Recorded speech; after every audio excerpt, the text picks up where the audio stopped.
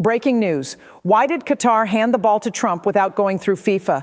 Is this breaking the rules or revealing who truly controls the game? Just hours ago, Qatar ignored every official protocol and handed the World Cup ball directly to Donald Trump. No FIFA, no U.S. government representatives, just Trump, a football and a message carved into it: game reset. The World Cup is supposed to be a global symbol of unity, fairness, and diplomatic balance between nations. So when the host country bypasses the entire international system and gives that symbol to someone outside all official structures, this is no longer just sports. This is power, and it's personal. Trump didn't request the ball, but Qatar made their message loud and clear. They know who they trust for the next 4 years. While world leaders line up for a handshake, American media keeps screaming, Trump is selfish, Trump is dangerous.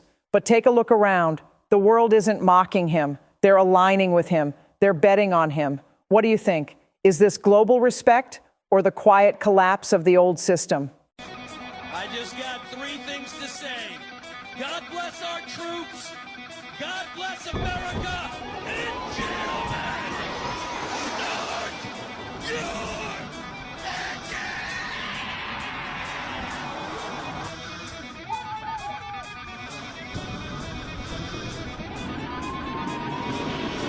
rolling, rolling, keep rolling, rolling, rolling, rolling, keep rolling, rolling, rolling, rolling, keep rolling, rolling, rolling, rolling.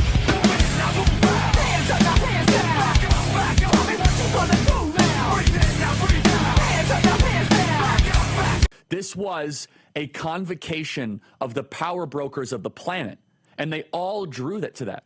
And deep down, what they're saying is, man, we don't want to do business with the Chinese. You see, that is the untold secret.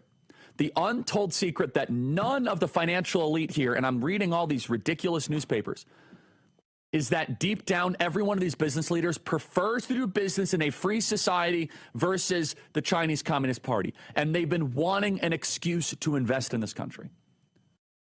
President Donald Trump's gravitational force is undeniable. They all want to be in President Trump's orbit, and they have capital. And so there will be now trillions of dollars of stimulus funding coming to America, but it's more than that.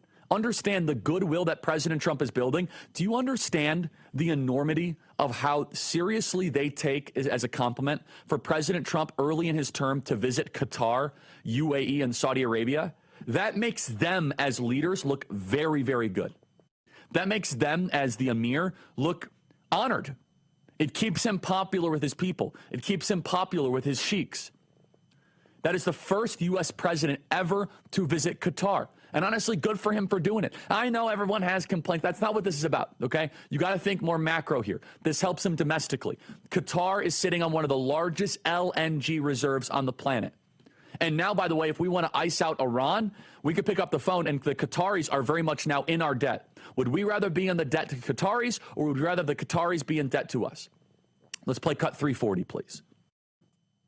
Too many American presidents have been afflicted with the notion that it's our job to look into the souls of foreign leaders and use U.S. policy to dispense justice for their sins. It is God's job to sit in judgment, my job to defend America and to promote the fundamental interests of stability, prosperity, and peace. That's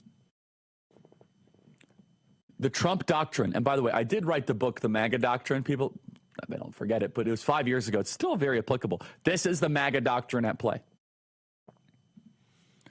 The MAGA doctrine is an outstretched hand of friendship, and then one hand of $1 trillion defense budget. In the other hand, it's carrot and stick diplomacy, while always resolutely putting America first. But the vibe of the business owners right now is remarkable. It is real. And all the smart money is coming back to this country.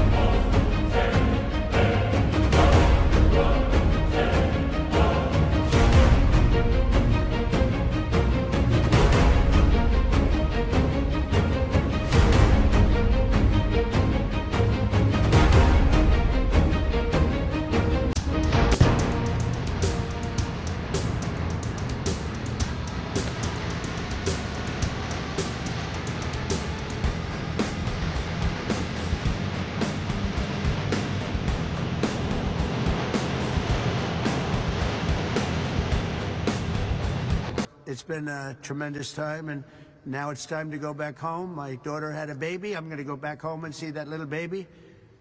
And then we get back to a lot of work. We'll see what happens with Russia and Ukraine. I think it's something that's just, we got to stop the killing. 5,000 people a week, 5,000 young people a week on average being killed in a war that is going nowhere.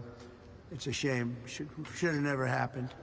But we have other things to do also. Plus, we have an Iran situation, which we're going to take care of. One way or the other, we're taking care of. It'll be taken care of 100%.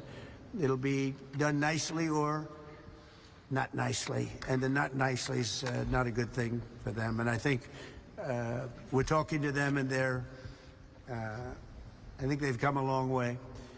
So I just want to thank, the media's been very fair, I have to say. And they realize the importance of what we've done here.